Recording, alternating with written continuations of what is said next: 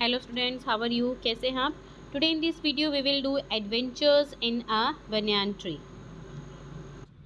तो आइए समझते हैं सबसे पहले एडवेंचर्स क्या होता है। एडवेंचर्स क्या होता है? साहसिक कार्य, जो हम मतलब कि बहुत बड़े साहसपूर्ण जो कार्य करते हैं, काम करते हैं, उसको एडवेंचर्स बोलते हैं। और बनियान ट्री आपको पता है बरगद का पेड़ होता है। तो ऐसा क्या बरगद के पेड़ में हुआ था? कौन सा साहसिक कार्य हुआ था? चलिए पढ़ते हैं और समझते हैं स्टोरी को, जो लिखी गई है ऑथर ने। और ऑथर ने क्या लिखा है इस ट्री के बारे में? The author found a beautiful world in his hideout in the banyan tree. तो ऑथर ने एक ऐसी जगह देखी है, एक ऐसा ठिकाना, खूबसूरत ठिकाना ढूंढ लिया है। कहाँ? बरगद के पेड़ के नीचे एक अपनी खूबसूरत दुनिया ढूंढ ली है। Read and find out more about the wonders he discovered. चलिए पढ़ते हैं और समझते हैं उन्होंने क्या क्या डिस्कवर किया। ठीक है। Though the house and the grounds of our home in India were grandfather's domain, the magnificent old banyan tree was mine, chiefly because grandfather at the age of 65 could no longer climb it. इसका क्या मतलब हुआ? इसका मतलब ये हुआ, हालांकि point क्या कह रहे हैं, हालांकि भारत में मतलब हमारे घर और मैदान पे किसका डोमेन था, किसका शासन क्षेत्र था, मतलब शासन, किसका शासन चलता था? दादाजी का शासन चलता था, है ना। अब पॉइंट आगे क्या कह रहा है, लेकिन जो शानदार पुराना बरगद का बनियान ट्री का जो पेड़ है वो किसका था? मुख्य रूप से मेरा था। ऐसा क्यों बोला पॉइंट ने? ऐसा इसलिए बोला क्योंकि 65 साल की उम्र में जो दादाजी है उस पर चढ़ नहीं सकते थे। Grandmother use to tease him about this, और ग्रैंड मदर जो है, दादी जो है, इस बात को लेके उसे चिढ़ाती थी। And would speak of a certain countess of Desmond, an English women who lived to the age of 117 and would have lived longer if she had not fallen while climbing an apple tree.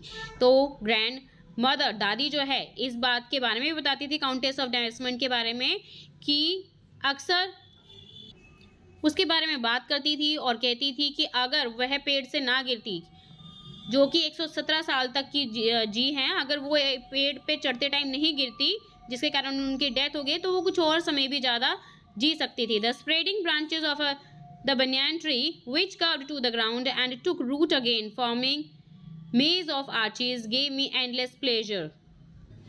जो banyan tree की branches हैं वो फैल गई हैं चारों side, और वो जो है ज़मीन पर कर्व्ड हो गई हैं, मुड़ गई हैं, मुड़कर, और दोबारे उसकी जो रूट दोबारे हो गई है, वो एक भूल भुलैया की तरह हो गई, और उसे देखकर मुझे बड़ा ही प्लेजर मीन्स खुशी, आनंद मिलता है। The tree was older than the house, जो ट्री है वो घर से भी पुराना था। ओल्डर देन द ग्रैंडफादर से भी पुराना था।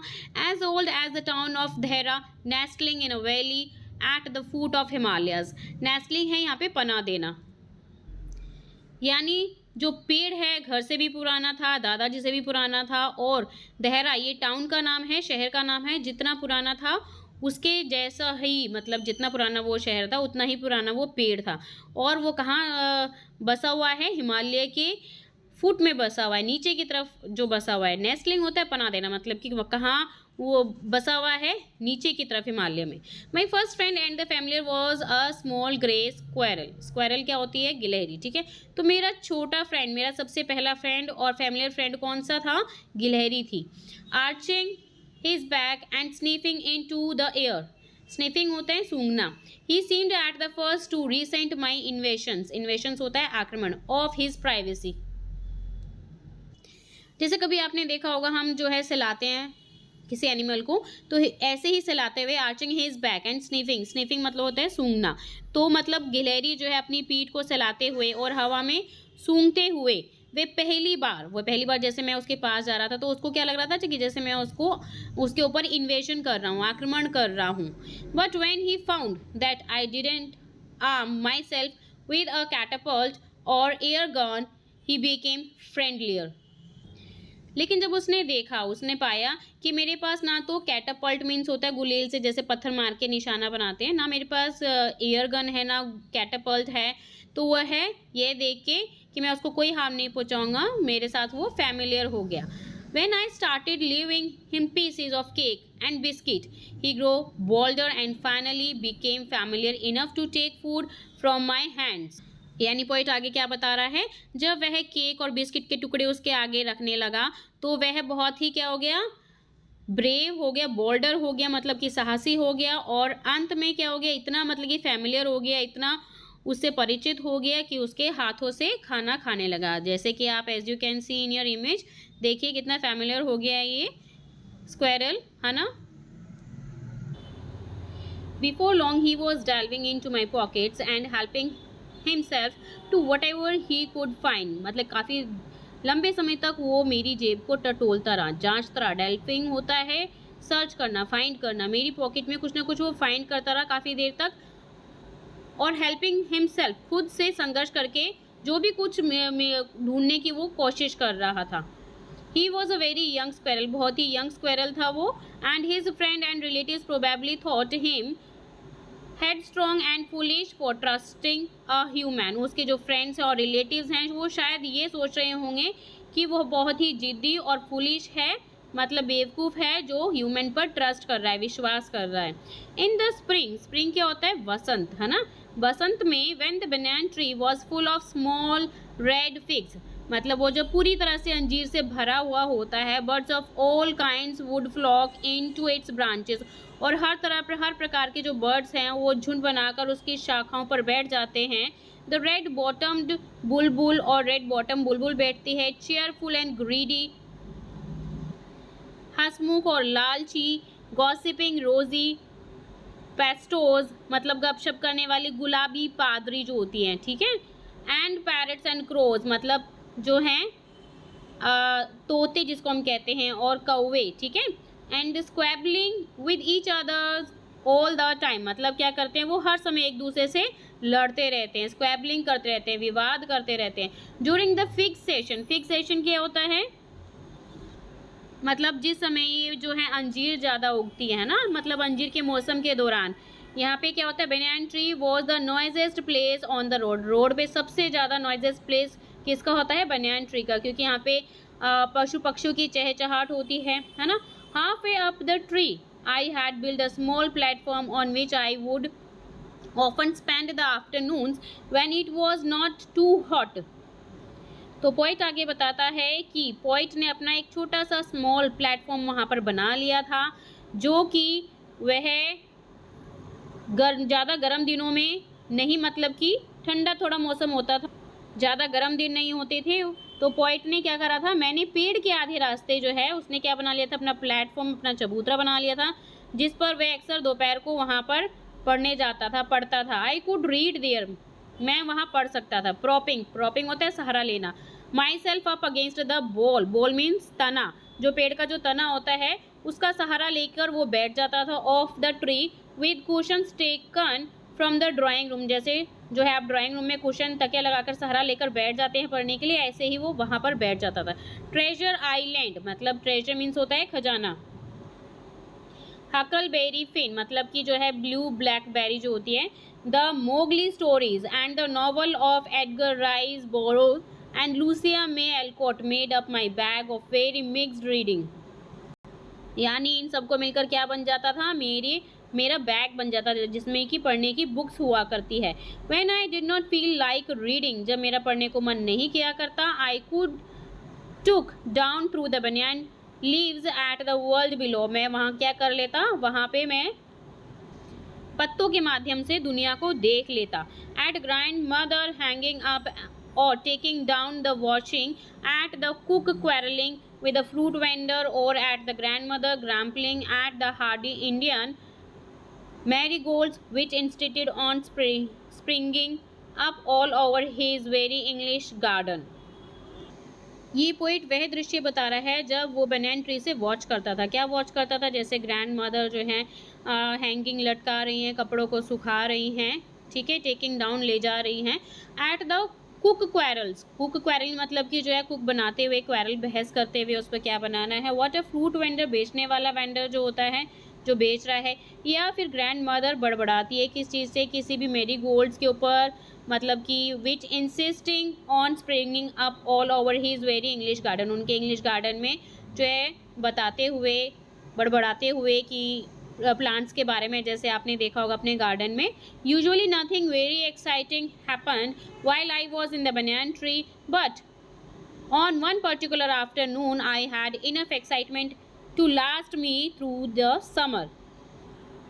अब पोइट आगे क्या कह रहा है? पोइट आगे कह रहा है आमतौर पर जब भी मतलब जो पोइट है बरगद के पेड़ पर जब वो ऊपर रहता था और वॉच करता था नीचे क्या हरकतें हो रही हैं, तो कुछ भी रोमांचक नहीं होता था. लेकिन एक विशेष दोपहर को, मतलब कि particular afternoon, I had enough excitement, वो बहुत ही एक्साइटमेंट हुआ समर के टाइम देखने के लिए, क्योंकि सर्दी में तो बनियान ट्री के ऊपर जो है बैठा नहीं जा सकता, वहाँ पे सर्दी लगेगी. तो समर में इसीलिए जो है पोइट बता रहा है कि वहाँ पर वो बहुत ही उत्साह था समर में बैठने के लिए बनियान ट्री के ऊपर. That was the time I saw a mongoose and a cobra fight to death in the garden. उसने यही समय था जब उसने क्या देखा था? नेवला. ठीक है, मैंगोज मीन्स नेवला देखा था, और एक कोबरा, स्नेक होता है कोबरा, है ना, तो वो फाइट करते हुए देखा था. While I sat directly above them in the banyan tree. तो पॉइंट उस व्यू को बता रहा है जब जो है नेवला और एक कोबरा दोनों को उन्होंने मौत से लड़ते हुए देखा. और पॉइंट कहाँ बैठा हुआ था? जबकि जो है पॉइंट बता रहा है मैं बरगद के पेड़ में सीधे उनके ऊपर बैठ गया. It was an April afternoon. ये जो कब की बात है? अप्रैल आफ्टरनून की बात है. The warm breezes of approaching summer had sent everyone. जो है गर्म हवाएं ने सबको कहाँ पहुँचा दिया था? समर की गर्म हवाओं ने सबको जो है अंदर बैठा दिया था, including grandfather indoors. I was feeling drowsy myself and I was wondering if I should go to the pond behind the house for a swimming. मतलब इतनी गर्मी थी कि दादा भी जो है अंदर चले गए थे और मैं अपने आप को बड़ा ही सुस्त फील कर रहा था और मैं बड़ा हैरान था कि जो है मुझे भी जो है इतनी गर्मी लग रही थी कि मुझे भी स्विमिंग करने के लिए पौंड तालाब में पीछे जाना, घर के पीछे जाना चाहिए. When I saw a huge black cobra gliding out of a clump of a cactus. मैंने क्या देखा था वहाँ पे? पोइट ने जो है ब्लैक कोबरा सरकते हुए, ग्लाइडिंग होता है सरकते हुए, कहाँ से सरक रहा था वो? क्लाइंब ऑफ कैक्टस पेड़ से सरक रहा था. And making for some cooler part of the garden. और जो है गार्डन के कुछ कूल पार्ट में जा रहा था, ठंडे पार्ट में जा रहा था क्योंकि बहुत गर्मी थी.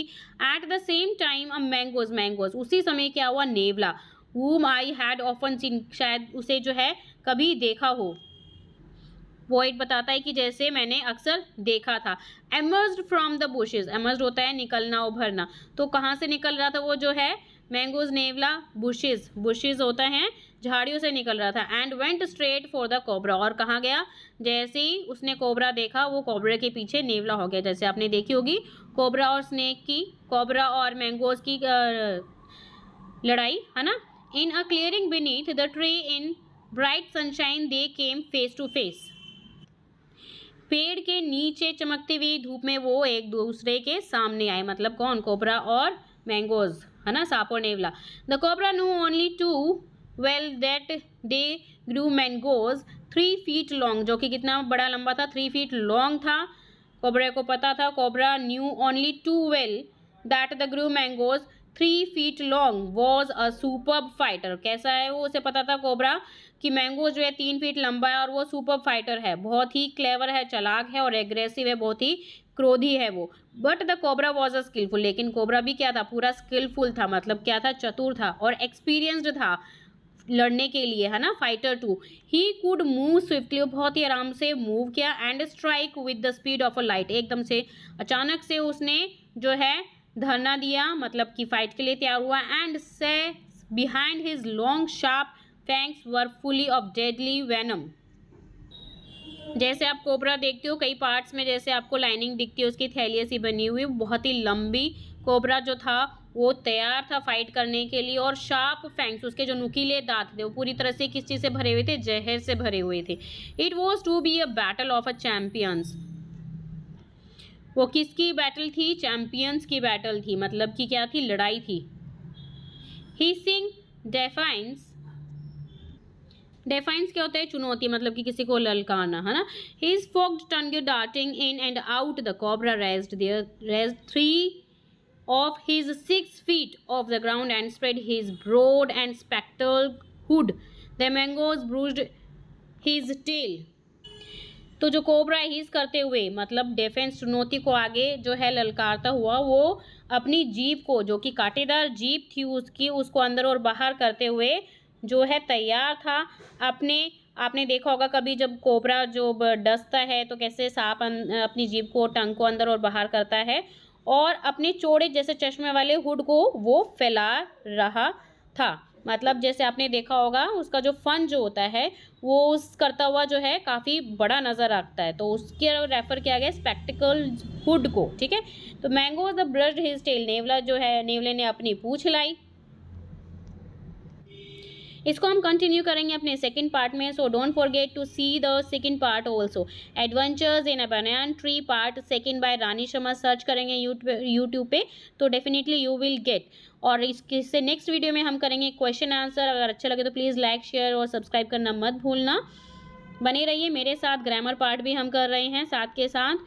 अभी आपको कोई से भी चैप्टर रीडर का और ग्रामर का सर्च करना हो तो चैप्टर नेम डालिए और by Rani Sharma with answers या क्वेश्चन आंसर जो भी सर्च करें, या विद एक्सरसाइज ग्रामर के आप सर्च कर रहे हैं, विद आंसर सर्च करिए, बाय रानी शर्मा जरूर लिखिएगा तो definitely you will get that part. So don't forget to like share and subscribe my channel. Thank you for watching this. Bye bye to all.